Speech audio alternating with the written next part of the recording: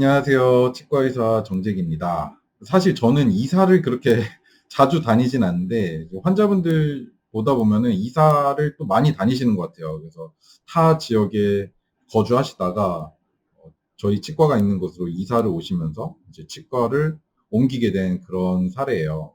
요치아거든요. 요치아가 지금 과거에 신경치료를 하시다가 이제 중단을 한 상태신 거고, 그리고 그 옆에는 지금 아예 치아가 없네요. 그래서 치아가 없을 때는 임플란트 치료를 하실 수도 있고, 아니면 옆 치아에다가 걸어서 이제 브릿지라고 하는 치료거든요. 옆 치아에 걸어서 치료하시는 방법이 있어요. 그래서 임플란트라는 거는 치아가 없어진 곳에 인공 치아 뿌리를 잇몸 뼈에다가 고정을 시켜가지고 새롭게 치아를 만드는 그런 치료 방법이고, 브릿지 치료 같은 경우는 뼈에다가 뭔가 심는 게 아니라 그냥 치아는 없는 그 상태로 그대로 두고 옆쪽 치아를 씌우고 씌우고 여기에 가짜 치아를 매달아 가지고 마치 다리 형태가 되도록 이렇게 하는 치료가 이제 브릿지 치료입니다. 그래서 브릿지 치료는 훨씬 더 오래전부터 임플란트보다 훨씬 더 오래전부터 치과에서 치료를 하던 방식이고, 임플란트는 반면에 조금 더 최신에 나온 그런 치료 방법이죠. 그래서 임플란트랑 브릿지랑 사실 장단점이 좀 있습니다. 임플란트 같은 경우에는 씹는 힘이 굉장히 강해요. 씹는 힘이 굉장히 강해서 어금니 쪽에서 좀 많이 활용이 되는 편이고, 브릿지 치료 같은 경우에는 치료가 좀 더 빨리 끝나고, 그리고 모양이 조금 더 예쁩니다.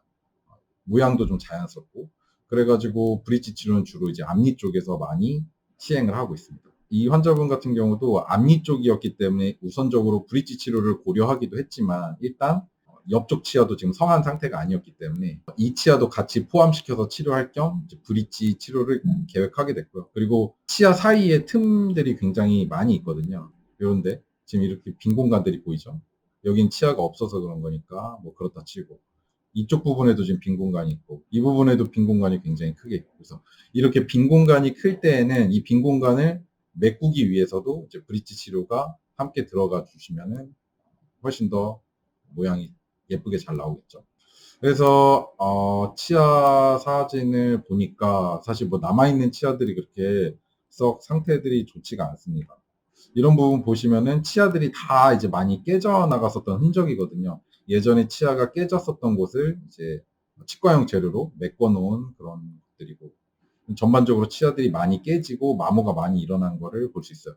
이렇게 치아 표면도 보면은 굉장히 광이 번쩍번쩍 날 정도로 광이 번쩍번쩍 나고 있는데, 이게 왜 그런 거냐면은 치아를 너무 양치질 세게 해서 그렇습니다.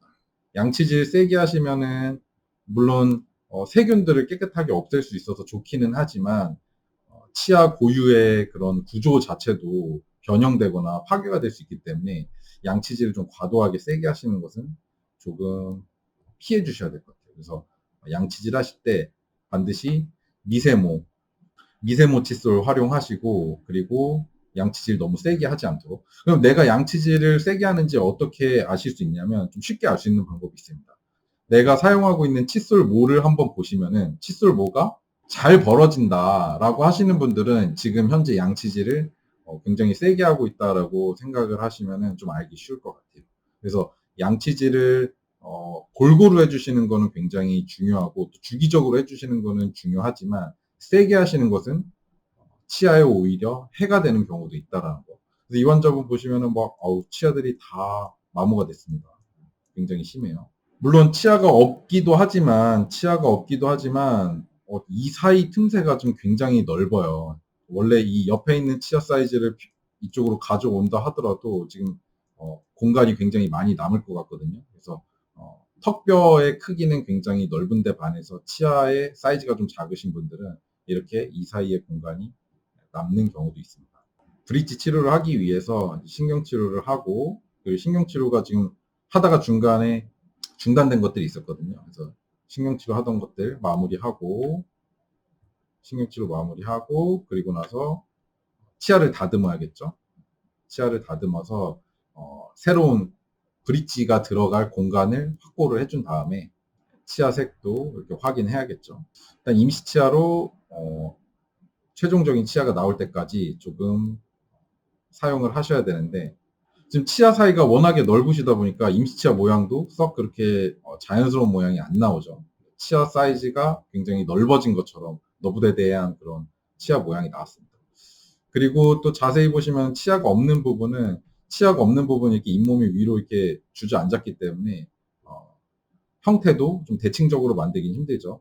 그래서 이럴 경우에 이 대칭을 만들기 위해서 또 잇몸 수술 같은 거를 고려를 하실 수도 있겠지만 치아 외형에 그렇게 크게 신경 쓰지 않으시는 분들은 그냥 이 상태로 진행을 하셔도 또 무방합니다. 이 환자분 같은 경우에는 잇몸 수술을 따로 동반해서 하지 않고 그냥 이 보철물이 이렇게 좀 잇몸 쪽으로 이렇게 많이 길어졌죠. 그래서 잇몸이 주저앉은 부분을 상쇄하기 위해서 크라운을 좀 길게 제작을 했습니다. 그래서 주변에 있는 치아와는 조금 대칭이 맞진 않죠.